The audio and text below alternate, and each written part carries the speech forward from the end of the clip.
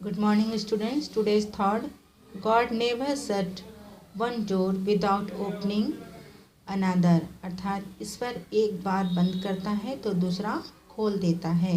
कहने का तात्पर्य यह है बच्चों कि ईश्वर अगर हमारे लिए एक बार बंद करता है, यानी कि हम किसी चीज़ की तमन्ना करते हैं, किसी चीज़ को चाहते हैं, किसी चीज़ को पाने की कोशिश करते हैं, तो अगर हमसे संभव नहीं है, वो द्वार अगर बंद किए हैं और हमारे अंदर प्रबल इच्छा है उसको पाने की, तो हमारे मेहनत के द्वारा हमारा उसको पाने का जो मन होता है वह पूरा हो जाता है, और जो हमारे अंदर लगन होती है वह उस कार्य को पाने के लिए हमसे मेहनत करवाती है, और उस चीज़ को पाकर, उस चीज़ को प्राप्त करके हमें खुशी प्राप्त होती है।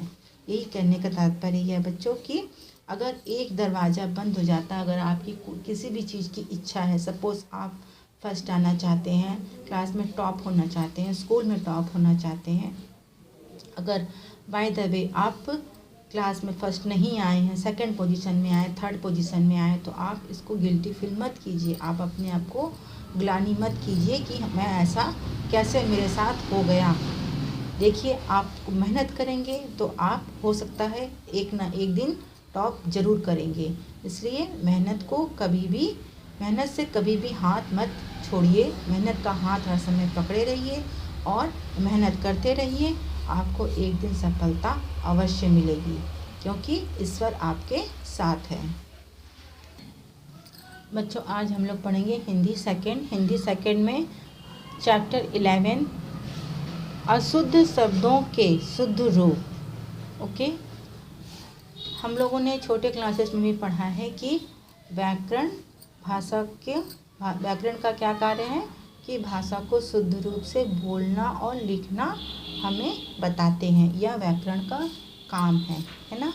तो हम लोग कैसे जानेंगे कि ये शब्द गलत है और ये शब्द सही नहीं है? उसके उच्चारण से, उसे जब हम पढ़ेंगे तो उच्चारण में किसी भी शब्द, अगर अशुद्ध शब्द हम पढ़ते हैं तो उसे जब हम शुद्ध रूप में पढ़ेंगे और हम पढ़ के ही हमारे दिमाग में ये आ जाता है कि ये शब्द शुद्ध नहीं है, और क्योंकि उसका उच्चारण ही शुद्ध नहीं होता है, उच्चारण से ही हम समझ सकते हैं।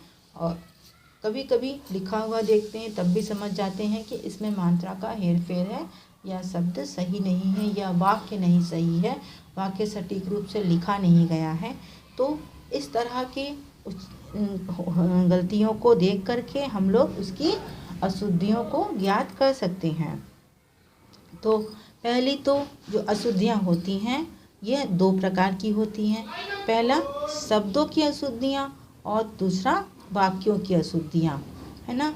भाषा को शुद्ध बोलना व शुद्ध लिखना आवश्यक है, लेकिन कई बार हम व्याकरण के नियम अभाव में बोलते तथा लिखते समय गलती कर देते हैं, जिससे उनका अर्थ बदल जाता है।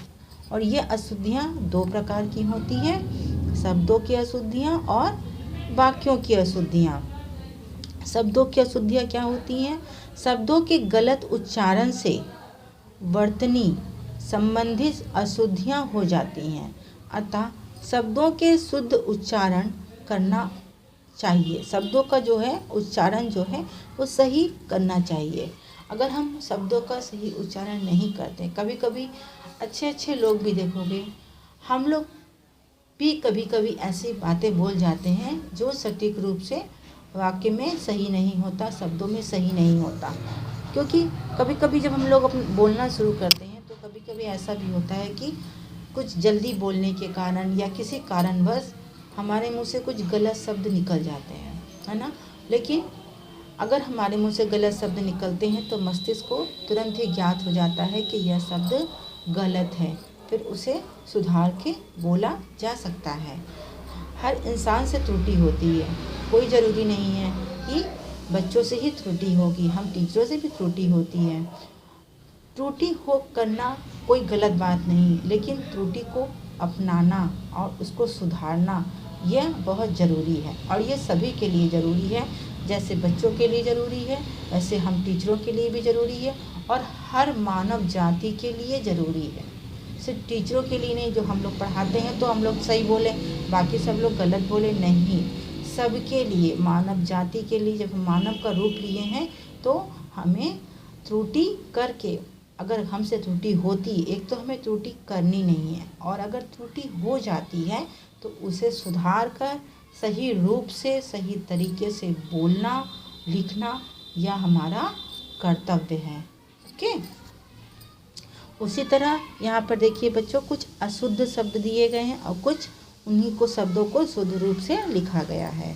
जैसे मैं यहाँ पर कुछ शब्दों को पढ़ के आपको बताती हूँ, इनका अशुद्ध रूप क्या है और फिर शुद्ध रूप क्या है। अतिथि, अतिथि, देखिए इसमें देखिए बड़ी ई की मात्रा लगी है ता में और इसमें छोटी ई की मात्रा, अतिथि, ठीक है। कृपा और ये है कृपा। आशीर्वाद, ये है आशीर्वाद, ओके। वायु, वायु में बड़ा उकार नहीं होता, ये बड़े उ की मात्रा है, वायु में छोटे उकार की मात्रा होती है। परंतु, आधा ना लगाइए, यहाँ पर बिंदी है, रा के ऊपर बिंदी है और ता में छोटा उ की मात्रा है, ठीक है। परंतु ऐसे भी सही होता, अगर इसमें छोटी उ की मात्रा हो जाती तो सही था। चाहे आप आधा ना लगाइए और चाहे बिंदी लगाइए, दोनों तरीके से ही सही है, लेकिन यहाँ मात्रा का हेरफेर दिखाया गया है। अब यह है मिठाइयाँ। मिठाइयाँ जब इयाँ लगता है तो बड़ी ई की मात्रा नहीं, बड़ी ई नहीं दिखाई जाती, इसलिए यहाँ पर देखिए यह रूप सही है, मिठाइयाँ, ओके। फिर अध्ययन, अध्ययन दो बार धा का उच्चारण नहीं होता, यह है सही उच्चारण, अध्ययन, दो बार या का उच्चारण होता है, ओके। फिर तीसरा है, इसके बाद है तिथि, ठीक है। तिथि छोटे ई की मात्रा का उच्चारण होता है। परीक्षा नहीं, परीक्षा, बड़ा ई की मात्रा का उच्चारण होता है। पेन, पेन नहीं बोला जाता, पेन बोला जाता है। आधीन नहीं, अधीन। गुण, गुण। पूज्य, पूज्य, ऊ की मात्रा छोटी नहीं होती, बड़ी ऊ की मात्रा। पड़ोसी, पड़ोसी। इसके बाद पश्चिम नहीं, पश्चिम, सा के आधा सा के पहले, क्योंकि वो आधा सा है इसलिए उसके पहले मात्रा लगाई जाती है। उसके बाद है लक्षण नहीं, लक्षण। फिर ऐतिहासिक, ऐतिहासिक, ए, ठीक है। परमात्मा नहीं, परमात्मा, ओके। पत्नी नहीं, पत्नी। गुरु, गुरु, ओके। आहार, आहार। प्राप्ति नहीं, प्राप्ति। प्रभु, प्रभु। स्वस्थ, स्वास्थ्य। परिश्रम नहीं, परिश्रम, श। फिर इसलिए नहीं, इसलिए, छोटा ई की मात्रा का उच्चारण होता है। रुपया, रुपया। चिन्ह, चिन्ह, ओके, हलंत लगती है नीचे। अब यह हो गए हमारा शब्दों की अशुद्धियाँ। अब इसमें है दूसरा है वाक्यों की अशुद्धियाँ। वाक्यों में अशुद्धियाँ प्रायः लिंग, वचन, कारक, पुरुष, सर्वनाम, क्रिया आदि के कारण तथा वाक्य के नियमों का ज्ञान न होने के कारण होता है। इन कारणों से वाक्यों में अशुद्धियाँ होती हैं। अब यहाँ देखिए बच्चों, कुछ वाक्यों को दिखाया गया है और वह अशुद्ध रूप से लिखे गए हैं और उसे शुद्ध रूप से भी लिखकर दिखाया गया है। पहला है, पेड़ पर से फल गिर रहे हैं। पेड़ से फल गिर रहे हैं, यह इसका शुद्ध रूप है। मेरे को तुम्हारे से बात नहीं करनी, मुझे तुमसे बात नहीं करनी। अनेकों लोग जुलूस में शामिल हुए, अनेक लोग जुलूस में शामिल हुए। आसमान पर बादल छा गए, आसमान में बादल छा गए। एक फूलों की माला लाओ, फूलों की एक माला लाओ। आप कहाँ जा रहे हो, आप कहाँ जा रहे हैं? क्या आप यह पुस्तक पढ़ लिए हैं? क्या आपने यह पुस्तक पढ़ ली है? कृपया आज का अवकाश दें, कृपया आज का अवकाश प्रदान करें। ओके। मुझे केवल मात्र 10 रुपये चाहिए, मुझे केवल 10 रुपये चाहिए। मैं कपड़ा पहन रहा हूँ, मैं कपड़े पहन रहा हूँ। मोहन को गरम करके खाना दो, मोहन को खाना गरम करके दो। आप लोग क्या कर रहे हो, आप लोग क्या कर रहे हैं? मैं कुशलतापूर्वक हूँ, मैं सकुशल हूँ। कोई अंदर मत आए, कोई अंदर ना आए। मैं अत्यंत ही प्रसन्न हूँ, मैं अत्यंत प्रसन्न हूँ। मेरे को बाज़ार जाना नहीं, मुझे बाज़ार जाना, मुझे बाज़ार नहीं जाना। इधर राजू को बुलाओ, इधर को राजू को इधर बुलाओ। हम अभी आया हूँ, मैं अभी आया हूँ। ठीक है। कभी कभी हम लोग इस तरह के अशुद्ध वाक्यों का प्रयोग करते हैं, क्योंकि हम लोग व्याकरण से, जो इंसान व्याकरण से परिचित नहीं होगा, व्याकरण के शुद्धता का रूप उसे ज्ञान नहीं होगा, वही इस तरह के अशुद्ध वाक्यों को कहेगा और यह सुनने में भी बहुत अजीब अटपटा सा लगता है ना। जैसे कोई अंदर मत आए, ऐसे अगर कहा जाए आपको, और इसका शुद्ध रूप यह है कोई अंदर ना आए, तो दोनों में कितना अंतर है। यह लगता है कि बिना पढ़े लिखे किसी अनपढ़ गंवार की बोली है, जिसे वाक्यों को सेट करना नहीं आता है। तो हम जब पढ़ लिख रहे हैं तो हमें इस चीज़ का ध्यान रखना चाहिए, खुद भी ऐसी गलती नहीं करनी चाहिए और किसी दूसरों को भी ऐसी गलती करते हुए नहीं देना चाहिए मौका। ओके। अच्छा बच्चों, देखिए इस पार्ट में प्रश्न उत्तर नहीं है, ठीक है, फिर भी मैंने 3 प्रश्न बनाए हैं। देखिए पहला प्रश्न है, प्रश्न नंबर 1, अशुद्धियाँ कितने प्रकार की होती हैं? ठीक है, इसका उत्तर यही है बच्चों, अशुद्धियाँ 2 प्रकार की होती हैं, एक शब्दों की और दूसरा वाक्यों की। ओके। आप लोग इस तरह क्वेश्चन आंसर लिख सकते हैं। शब्दों के गलत उच्चारण से क्या होता है? यहीं पर इसका आंसर है बच्चों, शब्दों के गलत उच्चारण से वर्तनी संबंधी अशुद्धियाँ हो जाती हैं। ओके। इसके बाद प्रश्न नंबर 3 है, वाक्यों में अशुद्धियाँ किस कारण से होती हैं? यहाँ पर देखिए इसी का उत्तर है, वाक्यों में अशुद्धियाँ प्रायः लिंग, वचन, कारक आदि के कारण होती हैं। ओके। ये 3 क्वेश्चन आंसर आप कॉपी में राइट कीजिएगा। प्रश्न नहीं दिए गए हैं इसमें, मैंने 3 प्रश्न बनाए हैं, इसके उत्तर यहीं पर हैं। आप यहाँ से प्रश्न राइट कीजिएगा, फिर उत्तर राइट कीजिएगा। इस तरीके से आप 3 प्रश्न उत्तर अपनी कॉपी में राइट कीजिएगा। ओके। इसके बाद है एक्सरसाइज नंबर का, निम्नलिखित शब्दों के शुद्ध रूप पर गोला कीजिए। अब यहाँ पर देखिए 4 शब्द दिए गए हैं, जो आपको सटीक लगेगा, मैंने तो इसे टिक किया, आप इसे गोला भी कर सकते हैं ऐसे। ओके। यह अतिथि, अतिथि, अतिथि, अतिथि, 4 अतिथि के उच्चारण भी अलग हैं और यह इसका शुद्ध रूप है। इसी तरह साप साप्ताहिक, साप्ताहिक, साप्ताहिक और साप्ताहिक है ना। तो यह रूप सही है, इस पे ऐसे गोला कीजिए।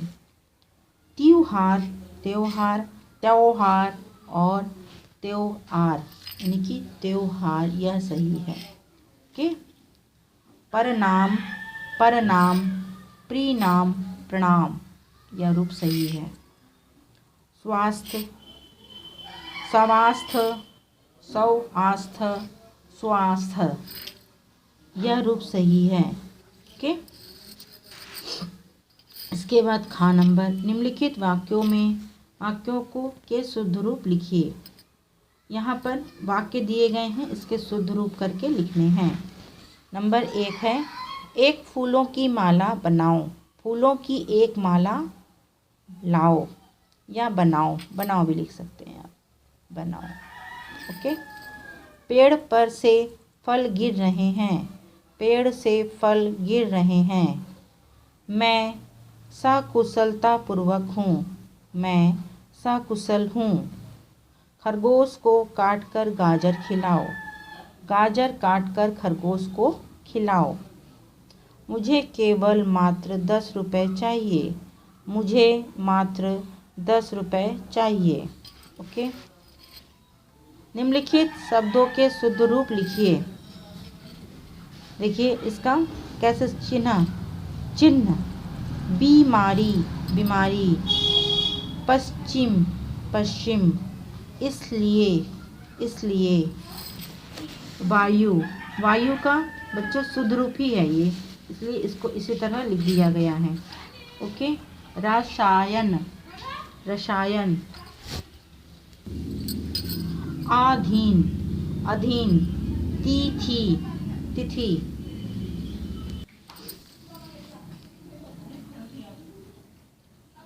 परमात्मा, परमात्मा। पड़ोसी, पड़ोसी। गृहस्थ, गृहस्थ। ओके। चालाक, चालाक। आशीर्वाद, आशीर्वाद। स्वस्थ, स्वास्थ्य, यह इसका शुद्ध रूप हुआ। ओके। इतना आपको कॉपी में राइट करना है।